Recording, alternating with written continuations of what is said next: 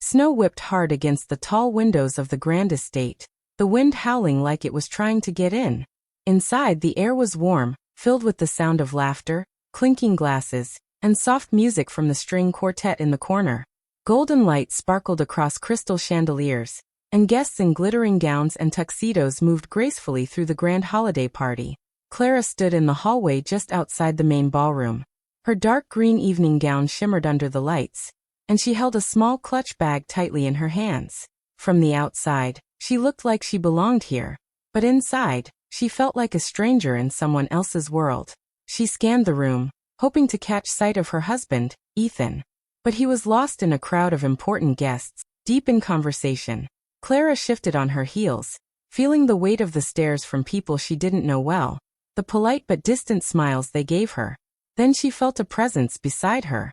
Margaret, Ethan's mother, appeared flawless in a deep red gown, her hair perfectly styled, her smile warm enough for anyone watching.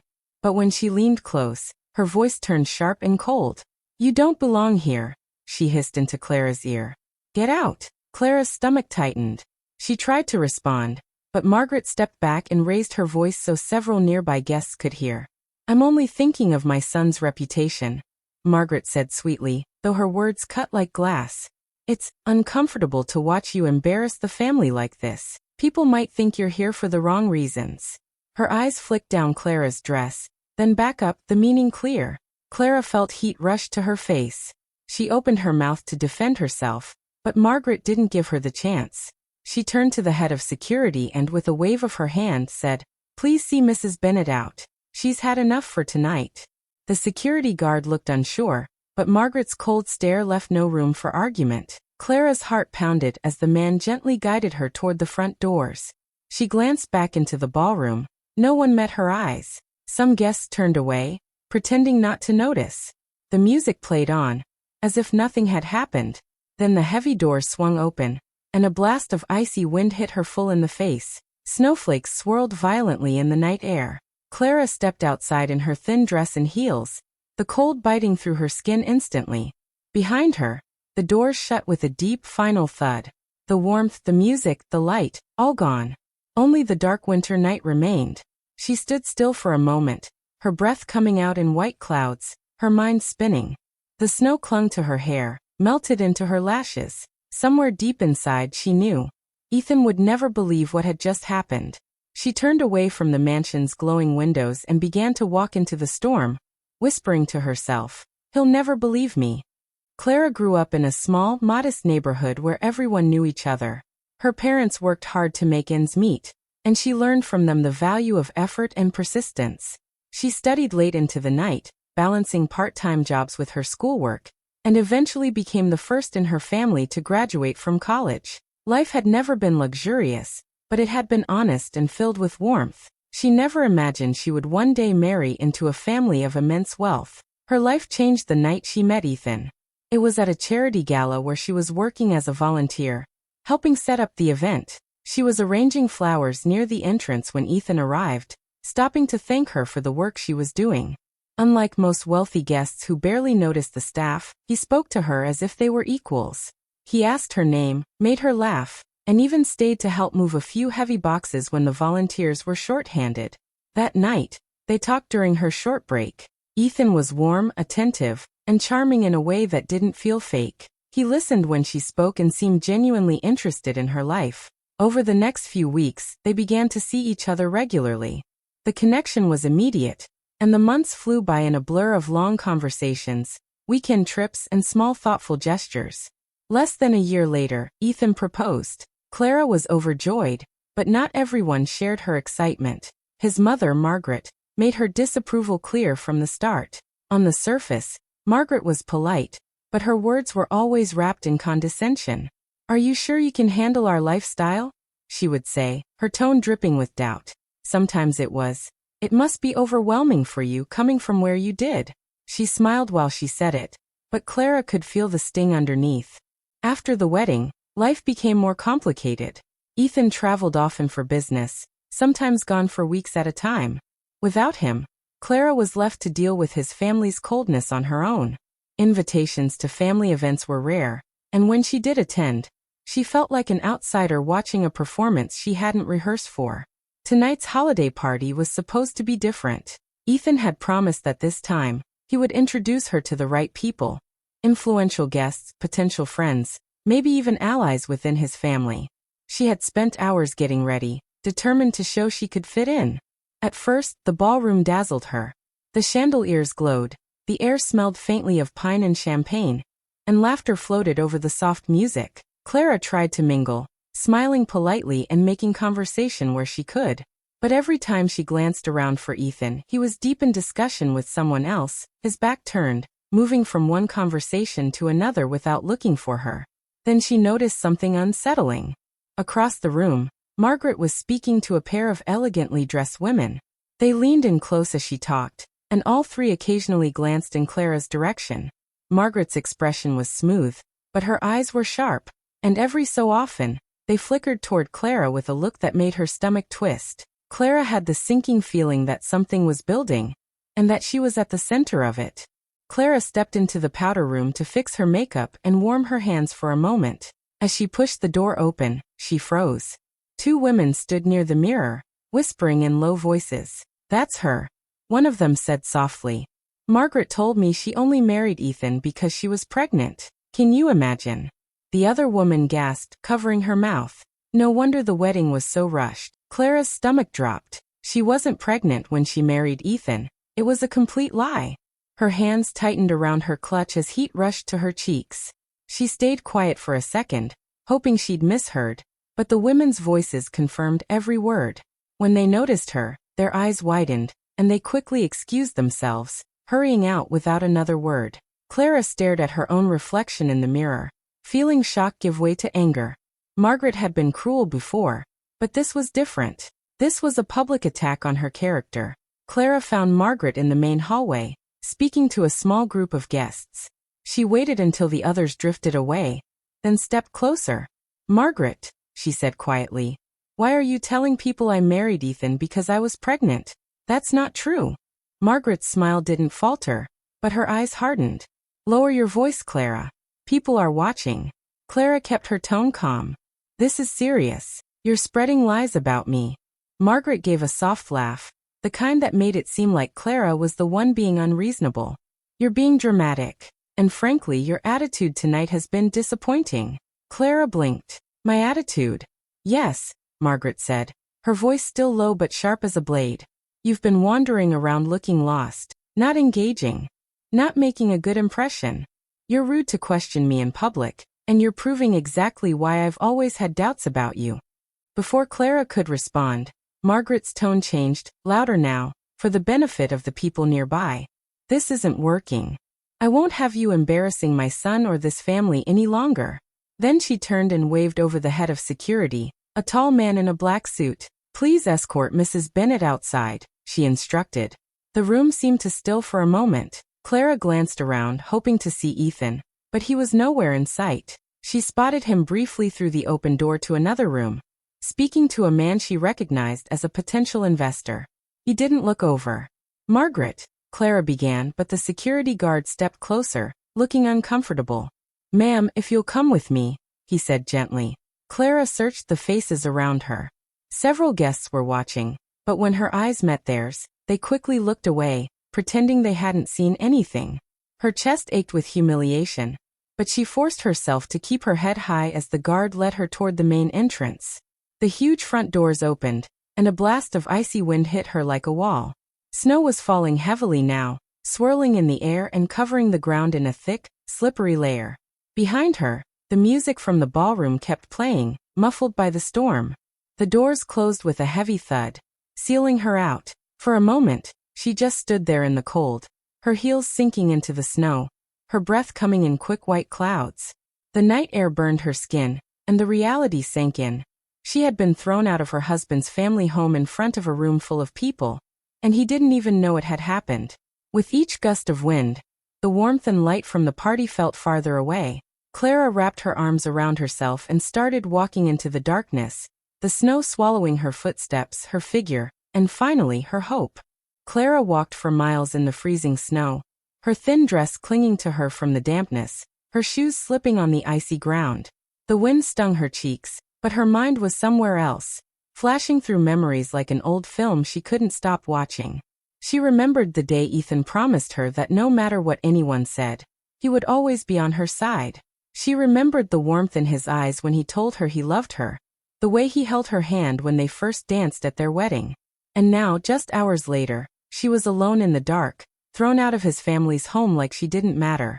Her legs ached, her hands were numb, and every breath burned in her chest. Finally, she spotted a small diner at the corner of an empty street. The warm yellow light from inside spilled onto the snow, and she pushed the door open, the little bell above it chiming. The sudden warmth hit her, but it didn't chase away the cold that had sunk deep into her bones. Her dress was soaked, her hair damp from the snow, and she could feel people's eyes turning toward her. A waitress in her late 40s came over with a concerned look. "Oh my goodness, honey, you're freezing. Sit here," she said, guiding Clara to a booth near the back. She brought a blanket and a mug of hot coffee, her eyes flicking over Clara's face. Then recognition lit up in her expression. "You're Mrs. Bennet, aren't you? I've seen you in the society pages," she whispered. A couple at a nearby table leaned closer, and soon there were quiet murmurs traveling across the room. Clara could feel the weight of their curiosity. She stared at the steam rising from her coffee, trying to ignore them. Her phone was in her clutch. She could call Ethan, tell him everything. But she hesitated. She knew Margaret well enough to imagine exactly what she'd already done. Margaret would have spun the story, painted Clara as dramatic or unstable. Ethan might already believe it. Back at the party, Margaret was doing exactly that. She approached Ethan with a sympathetic sigh, touching his arm lightly. "I'm sorry, darling," she said in her smooth, calm voice. Clara left. She was upset and embarrassed herself a little. I tried to calm her down, but she stormed off. Ethan frowned. "Left? Why? It's complicated," Margaret replied, her tone low and pitying. "She just doesn't seem to be adjusting well to this life. I think she felt out of place tonight. You were busy and she probably took it the wrong way." Her words were perfectly chosen, soft enough to sound caring, sharp enough to plant doubt. Ethan excused himself to check his phone. That was when Clara's name lit up his screen. In the diner, Clara finally gathered her courage and called. The moment he answered, she could hear the confusion in his voice. "Clara? Where are you? My mother said you left suddenly." "She's lying," Clara said, her voice tight from the cold and anger. "She told the security guard to throw me out. I was standing in the snow in front of the house." "Wait," Ethan cut in, his tone tense. "Why would she do that? She said you were upset." "Ethan, listen to me," Clara said, trying to keep her voice steady. "She's been whispering lies about me all night. I overheard her telling people I only married you because I was pregnant. It's not true. And when I confronted her, she turned it around and humiliated me in front of everyone." There was a pause. She could almost hear his thoughts racing. "Clara, maybe we should talk tomorrow, when things are calmer," he finally said. Her heart sank. Tomorrow? That meant tonight would belong to Margaret's version of the story. "You don't believe me, do you?" she whispered. I don't understand what happened. I need to think," he replied.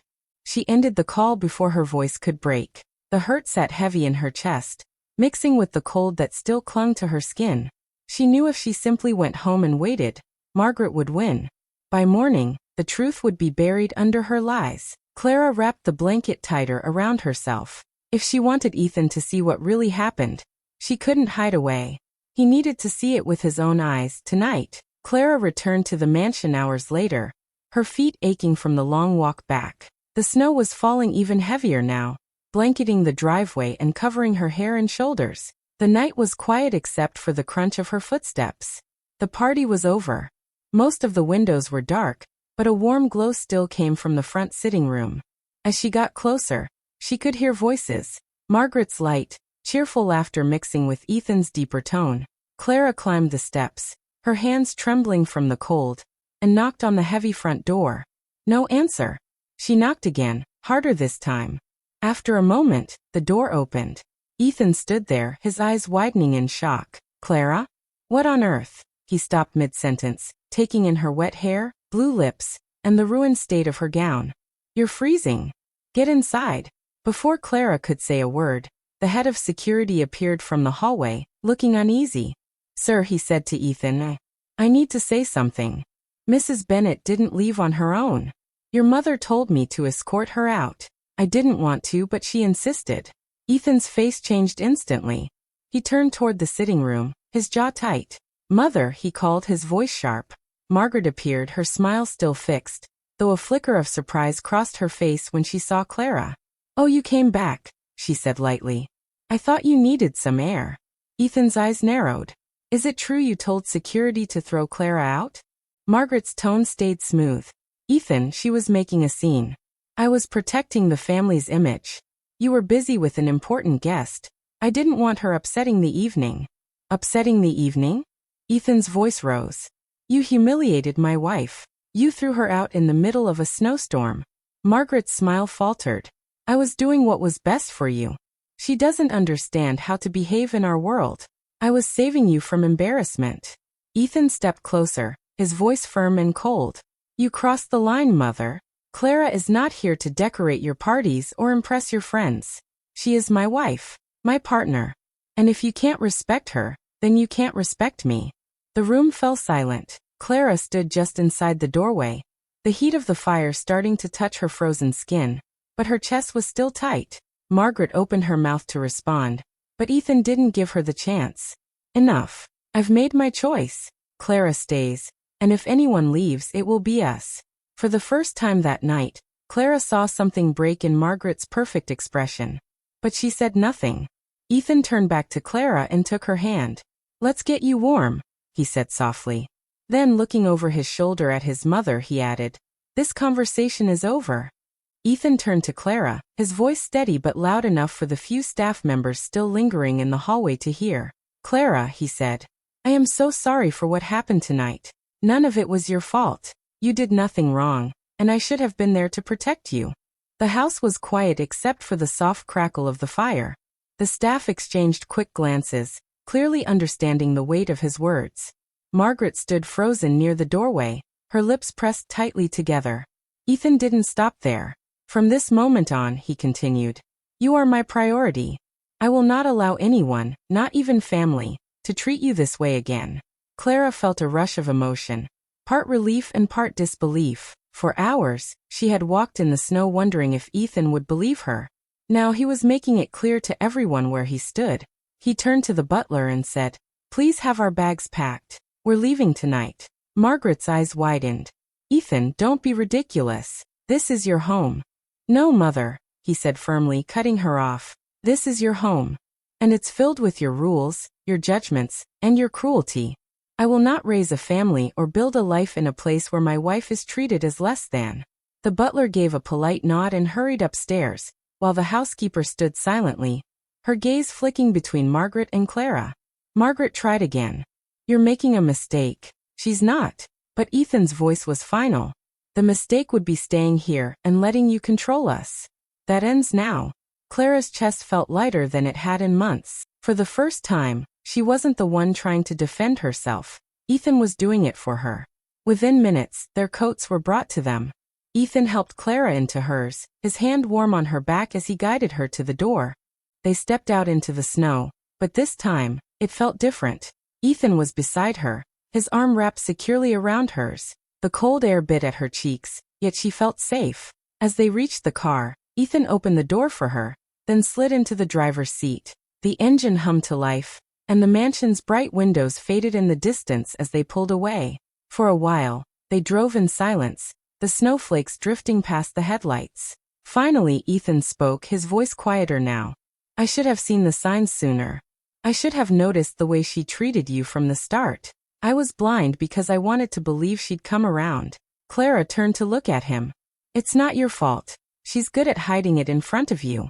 But I still should have protected you," he said, his jaw tight. "That will never happen again." Clara placed her hand over his. "You protected me tonight. That's what matters." She leaned back against the seat, feeling a sense of peace she hadn't felt in a long time. Margaret's approval no longer mattered.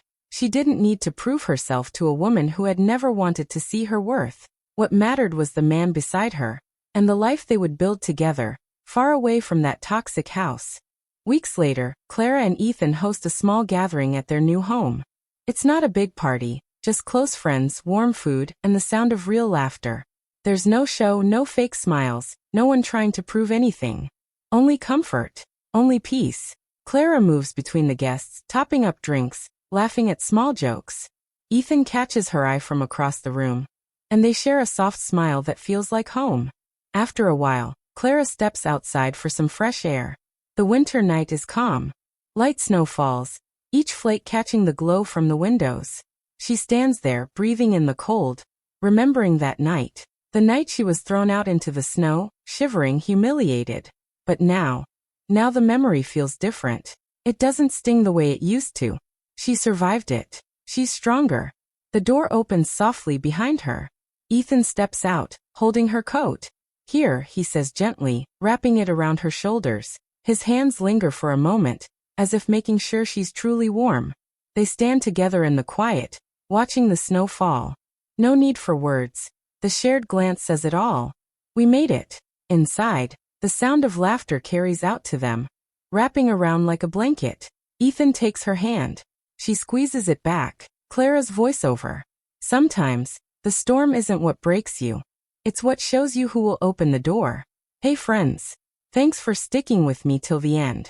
Don't forget to like, share, and subscribe for more stories. See you next time.